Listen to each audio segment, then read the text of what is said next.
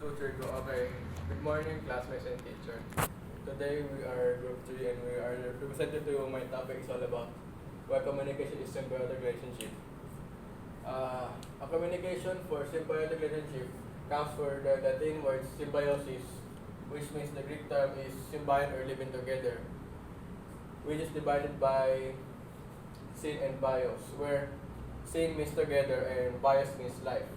Okay, so if there's life, there's communication. Without it, okay, there is no existence of communications. Their importance. The communication for symbiotic relationship is very important because it gives a cross interaction between two or more species and live together. So when we say two or more species, it means that not only together but more together in different species. Okay, this is only for the animals, okay?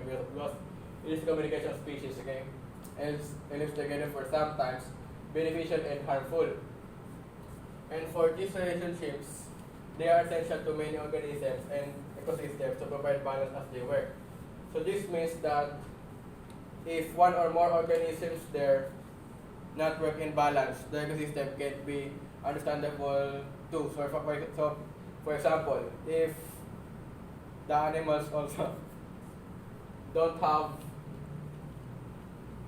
two or more organisms just like that, it can be understandable in the communicating in ecosystems like that. So in symbiotic also, it can be not just together, but also said there is in balance. Okay, not just together but in balance way in communicating balanced way in communicating and working fit on it. And there are examples of symbiotic relationship. So when we say symbiotic relationship also, it is also a form of connection to the society that adopts a moral information that sent into different situations. For example, you relate to other information to other people that you won't yet experience before. So that is the beneficial way in communicating, okay? Because you understand what they're saying. And by the way, the beneficial also can be the examples of formal and informal communication, just like texting or messaging. That's informal. And formal communication is all about, like I do, is all about the reports, etc. too. And there is and there are some reasons why it is harmful. Why it is harmful if the information conveys is necessary for it. For example, the mother scolded this kid because of the low grades. Then it is harmful because you're insulting. Then that kid can't understand what he's saying because the mother is moody like that. And then it turns also beneficial if the kid studies very well and get a high grade, so the kid is much better understanding his lessons. So that is the beneficial way of communicating, that the boy is harmful like that. And then other examples of communicate of symbiotic relationship is that the student can get a higher level of critical thinking while the teacher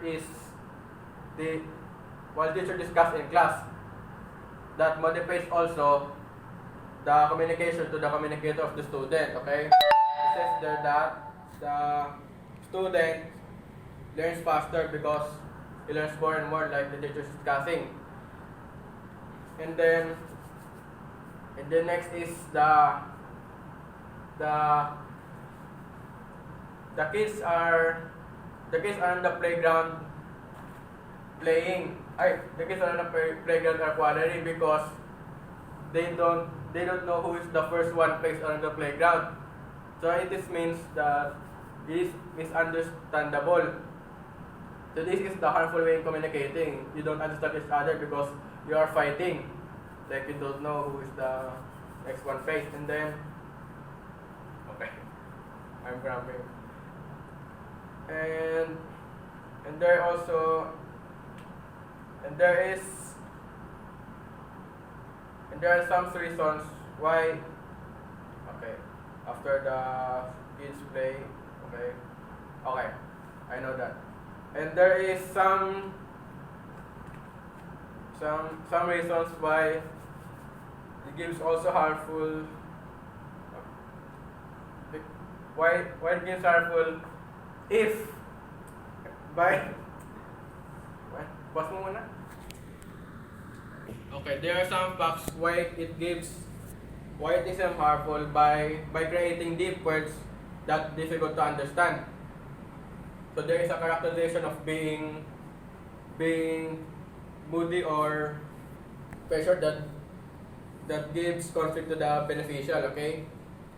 For example, you don't understand the difficult topic while the teacher discussed right here, and then it turns harmful, like moody or angry.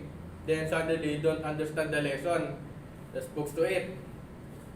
Lastly, it presents also the satisfactory in the types of moody, like that's a moody communication, just like the physical, social, mental, and emotional. Like the way you perform the way communicating. It's a better leadership. That's all. Thank you.